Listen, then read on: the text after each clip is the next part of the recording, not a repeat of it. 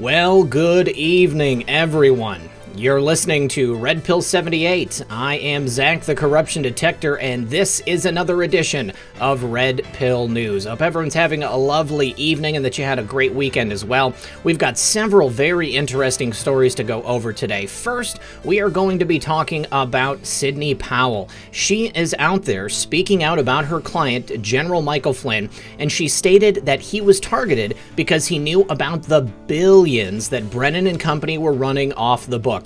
Now, black budget projects, black money, we know that it exists, but the fact that General Flynn was looking to go after it was a significant threat to the deep state apparatus. We're also going to be talking about General Flynn's recent statement in the op-ed that he wrote. He has never wavered in his love for America or his faith in God that he was going to be delivered justice. We've also got a couple of statements regarding the bogus New York Times story that came out about Russia looking to pay people in the Middle East to take out our American men and women. We've also got some information on a new Chinese-Mexico connection. That's right, China laundering money for the Mexican drug cartels.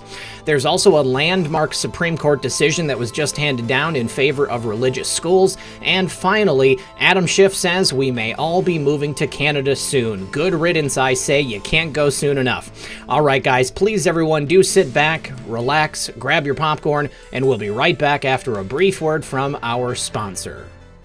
Franklin's Finest Coffee is the first ever emergency survival coffee with an actual up to 25-year shelf life. The kit provides a 1-year supply of flavorful Franklin's Finest coffee for one person. It's conveniently packaged in 12 resealable, 60-serving, heavy-duty 4-layer zipper pouches for a total of 720 servings.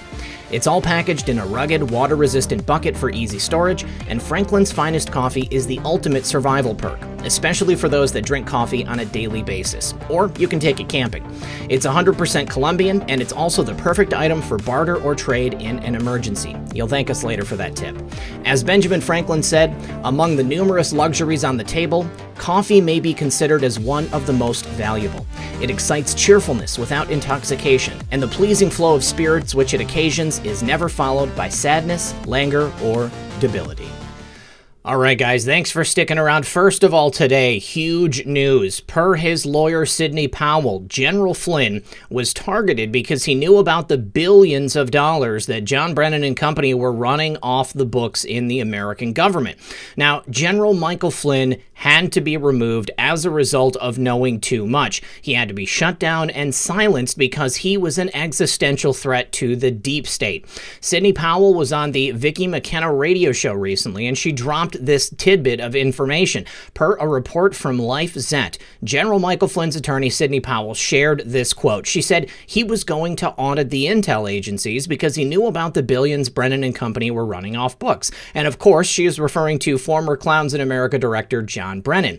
Powell began the interview. When she took over the Flynn case, things were very, very troubling and egregious. She knew that there was a lot of problems from the outset. First, she said, he was not properly informed of what the government had even disclosed to his defense lawyers prior to him making that plea. Secondly, the government didn't disclose a fraction of what it should have disclosed, i.e. the whole case was made up. Remember, they held on to all of that Brady material, the exculpatory information. They knew General Flynn was innocent, but still, they did not let him know that.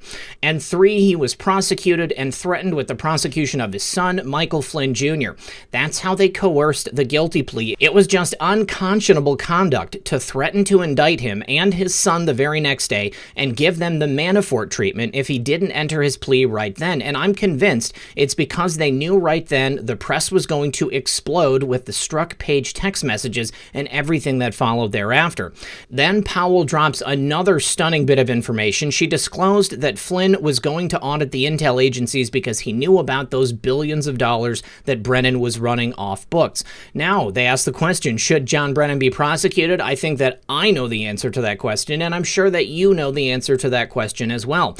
I think the next question we should be asking is, what were those billions of dollars that were being spent on for? What were the programs that Brennan was running off books? I bet you we can come up with a lot of speculation on that, but when it comes down to it, it doesn't matter. He was using taxpayer money to basically run his own private intelligence company and probably his own mercenary Revolutionary Army. There are so many awful things that the clowns in America have done over the last several decades. I am certain that John Brennan had his fair share of awful deeds done at his behest. It's all about the money. It's all about the power. This is really it when you get to everything that matters to the Democrats. Money, power, success, riches, anything they want, they can have as long as they're willing to sell their souls. Now, despite General Flynn's treatment at the hands of the deep state, at the hands of the very government he served for over 30 years, he never lost faith. And I think that this message that General Flynn wrote in this op-ed is extremely important for people right now at this moment in time. Things are tougher than they've ever been. Likely they will get worse. And I know that many people are starting to waver. General Flynn said, God will not give way to the care of the devil. He offers us a prayer of hope for America during this extremely troubled time.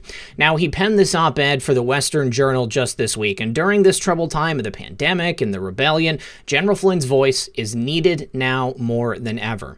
He never wavered in his belief in Christ during his trip through hell these past 3 years. Even after the deep state's criminal attacks against General Flynn, today he is more committed than ever to the promise from God for American greatness. America needs leaders like General Flynn more than ever, and I cannot wait to see where he goes after he is fully exonerated and this whole thing can be put behind him.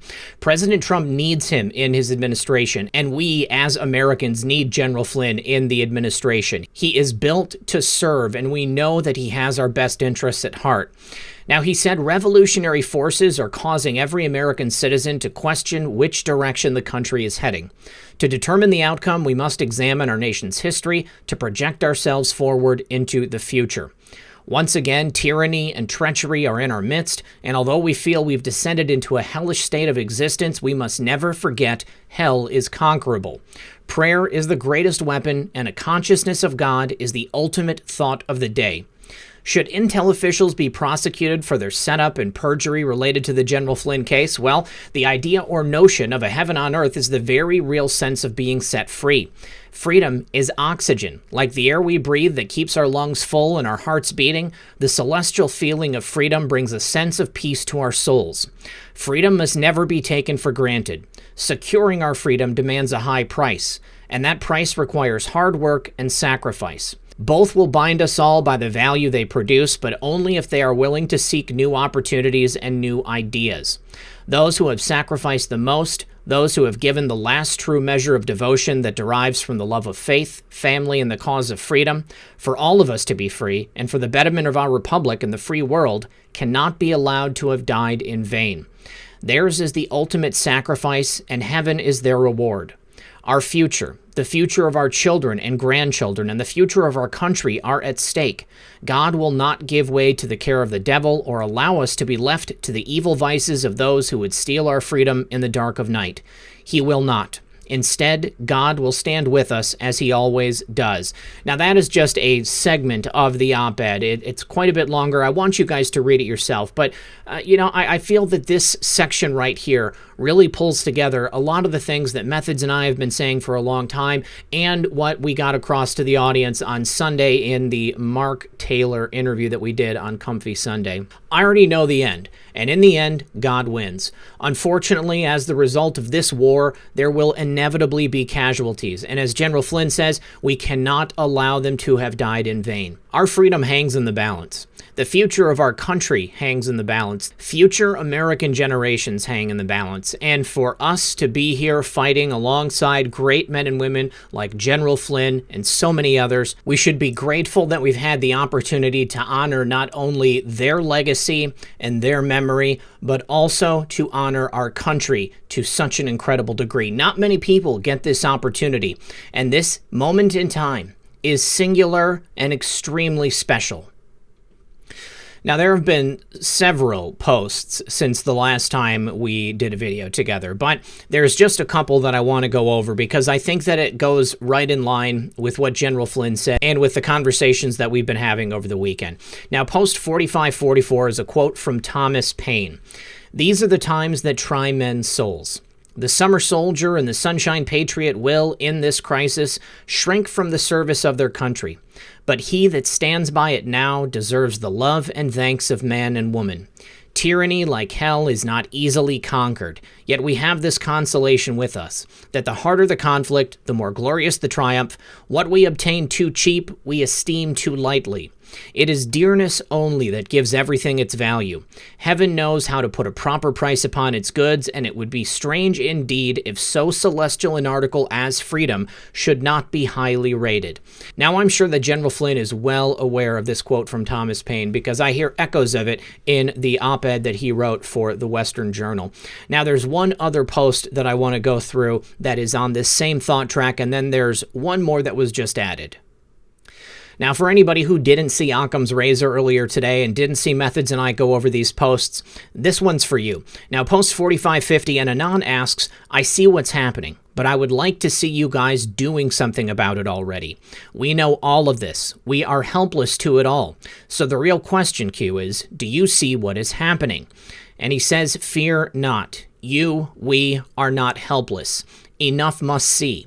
It is the only way. You are being presented with the gift of vision, ability to see clearly what they've hid from you for so long, illumination. Their deception, dark actions are on full display. People are waking up en masse. People are no longer blind. Do you think it's a coincidence they banned and prevented you from attending church, house of worship? Anti-American, anti-God. One must only look to see. Have faith in humanity. Have faith in yourself. Let light guide you. Find peace through prayer. Biblical. The times we are living in today, my friends, are biblical indeed. And yes, it is extremely painful to sit back and watch what's happening to our country and feel that perhaps you are helpless, that you can't do anything about it, that no one is stopping it. But the truth of the matter is, these people are exposing themselves. They are giving themselves up, and the people who have destroyed this country are going to pay the ultimate price. We need to wake up every man, woman, and child in this country, or at the very least as many as we possibly can, if this operation is going to be successful. We know the deep state has many things in store for President Trump and the Patriots and people like us, just average everyday people who are here witnessing what's happening. But the truth is, we do have something we can do. It's not just sitting idly by and watching as America is destroyed. We each have a part to play in this movement, whether it's communicating with the people you love, whether it's helping others to see what so far they have been blind to, or taking active participation in the same way that we do here on this channel. I have faith in every single one of you, and I ask you now to have faith in yourself and continue to have faith in God. All right, this next article is an addition from our favorite Anon in the most recent post that was just dropped. We'll go over the content of that in just a moment, but breaking news, Joe Biden says that he's going to follow the doc's orders. He's not going to hold any rallies. Wow, what a surprise. He told reporters today there will be no campaign rallies for his events, and that's not really much of a surprise, considering that every event he's held so far has had very lackluster attendance. He can't fill a gym, he can't fill a living room in Pkwy or the lobby of a Hilton in Cedar Rapids, Iowa. Basically, he's hoping the liberal media and the tech giants are going to carry him over the finish line. Let's go ahead and look at the post. Our favorite Anon says, how do you prevent public embarrassment regarding lack of crowd size? How do you continue the con regarding fake polling lead? How do you support mail-in ballot election fraud? Election was not rigged. All polls show Biden had double-digit lead versus POTUS, as an example. Who benefits the most? Is this about the virus or the election? Well, once again, my friends, it is still about the election. Biden has no hope of beating President Trump in November. The only hope he has is if they are able to cheat successfully, but I have bad news for them. It's not going to work. Now, over the weekend, a story from the New York Times broke stating that Russian officials were looking to pay bad guys in the Middle East to take out men and women in the armed forces there in the theater of war.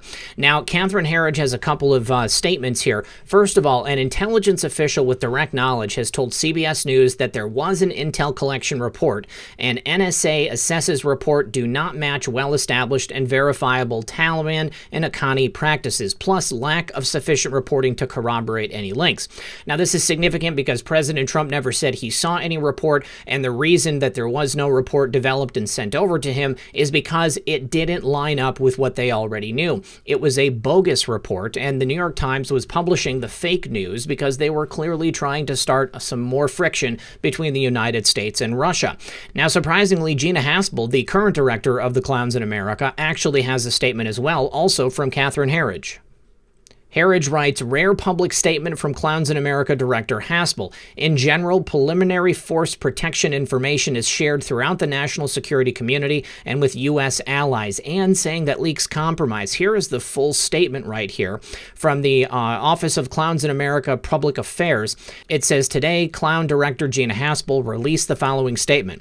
When developing intelligence assessments, initial tactical reports often require additional collection and validation. In general, preliminary force protection information is shared throughout the national security community and with U.S. allies as part of our ongoing efforts to ensure the safety of coalition forces overseas. Leaks compromise and disrupt the critical interagency work to collect, assess, and ascribe culpability. Hostile states' use of proxies in war zones to inflict damage on U.S. interests and troops is a constant, long-standing concern. Clowns will continue to pursue every lead, analyze the information we collect with critical, objective eyes, and brief reliable intelligence to protect U.S. forces deployed around the world. The information they received was not reliable. It was not information that they wanted to act on because they knew that it wasn't real. However, we also have this little tidbit about leaking the information. Now, anybody leaking information inside the U.S. government, it presents a danger to U.S. forces, also to U.S. intelligence officials, and I want to say that this particular leak might end up bringing up a new investigation to determine exactly who it was that released it to the New York Times. Clearly, this is something within our purview to be able to figure out. Now, we've got a couple of different pens here. This first one looks like perhaps it is pointing at the Clowns in America up there, and then this here, brief, reliable intelligence. Maybe she's pointing at something else, but basically, the information presented in the New York Times piece was not reliable. There was nothing to it. It was a nothing burger, and if I'm not mistaken, D.N.I. Ratcliffe also made a statement on this the other day. So the intelligence community is speaking to itself. They are communicating reliable threats to the president, and if you see it in the New York Times, you can bet it's fake news. All right, next, a quick blurb from the Department of Justice. Apparently, a Chinese national pled guilty today to conspiracy to commit money laundering in connection with laundering more than $4 million in drug proceeds generated by large-scale cocaine trafficking in the United States.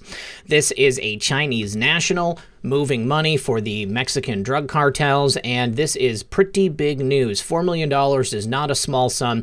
It makes you wonder exactly how much has been laundered up until this point, and if this investigation is going to ensnare any additional people. We cannot afford to ignore the Mexican-Chinese connection.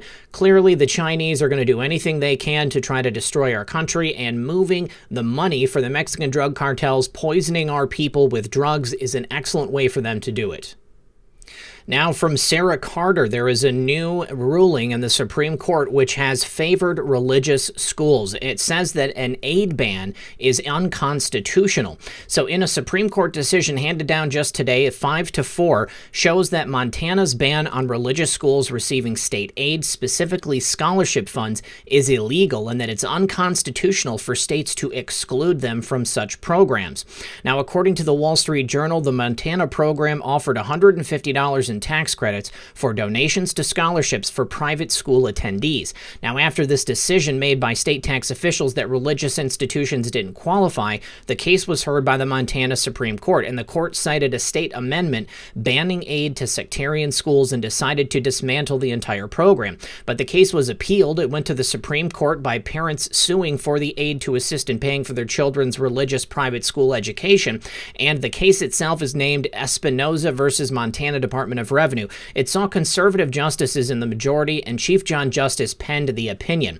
The ruling is basically going to make it easier for religious schools to obtain aid, opening the door to more school choice policies and potentially including the funding of vouchers. We're going to have to see how the rest of it plays out, but I would say in the end, this is a big win for people who wish to send their children to religious schools, and they want to get the same treatment as people sending children to non-religious schools.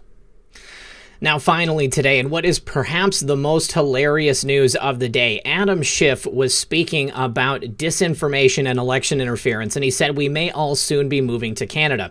Now, he is fighting online disinformation ahead of the 2020 election, or so he would like us to believe. He says that Google and this platform strategy is to avoid the scrutiny of the other platforms and disclose as little as possible. Well, in that respect, I think he may be right. Now, Adam Schiff, of course, is the chairman of the House Intelligence Committee, and yesterday he said that he might want to move to Canada during a discussion about disinformation and election interference on social media platforms. He said we may all be moving to Canada soon. Now, the California Democrat made the comment before the moderator moved the discussion to Dominic LeBlanc, a member of the Canadian Parliament, and Schiff, who was one of the House impeachment managers in the case against President Trump, said he remains most concerned about Russian interference on social media heading into the November election and big tech's handling of the issue. He is not going to let the Russian narrative die. The senator's office was not available for comment before the publication of this story, but reflecting on a recent House Intelligence Committee hearing with social media companies, Schiff said he gets the sense that there's something going on at Twitter, that maybe we've reached the last straw for what the management of Twitter can take in terms of what they're seeing, how the platform is being used. He also said that Facebook will need to be pulled and dragged into the era of corporate responsibility. The economic incentives are simply too powerful for continuation of the status quo. Well, obviously, Adam Schiff didn't see the most recent Project Veritas expose, which showed that Facebook has a clear bias against conservatives, and I'm sure the last people they would be helping would be anyone from Russia. They're going to be helping people on the left, not people on the right. Now, he says, until proven otherwise, I have the sense with respect to Google and YouTube that their strategy is to avoid the scrutiny of other platforms and disclose as little as possible. It's, I guess, not unlike although I'm sure they won't appreciate this analogy, the president's view that if you don't test it, there is no virus. If they don't discuss it, if they don't reveal it, there is no problem. And so nothing, I guess, from the hearing shook those impressions, but time will tell, he added. Once again, the only people who are getting help on social media are people on the left. We have a clear issue of bias against conservatives, against people on the right, on all forms of social media. And once again, as we spoke about in Occam's Razor, I suggest everyone take a look at all of the accounts and all of the message boards and social media accounts that were just deleted as of yesterday. We may be on borrowed time on our preferred social media platforms. So I just want to ask everyone, please go into the description of this video, look at the many social media platforms that I am listed on. Go there, subscribe, follow me, whatever you can do, because if something happens here, I'm going to have to go to those other channels and go to those other platforms. All right, my friends, that is all that I have for you today. I want to thank everyone for joining me. As always, this has been Red Pill 78. I am the Corruption Detector, and this was another edition of Red Pill News. Good luck, everyone, and God bless. Hey guys, one more thing. I just want to say thank you to everybody who has supported the channel. If you're interested in doing more, there is always links in the description below. I have the merch store. Of course, I also have the backup channels. Please subscribe to those. If you take a look up here, you're going to see a couple of other videos. There's also a spot to subscribe if you have not subscribed yet. And if you are subscribed, I ask you to please check and make sure that you're still subscribed and your notifications are turned on. Thank you, everybody, for watching the program, and I will see you tomorrow.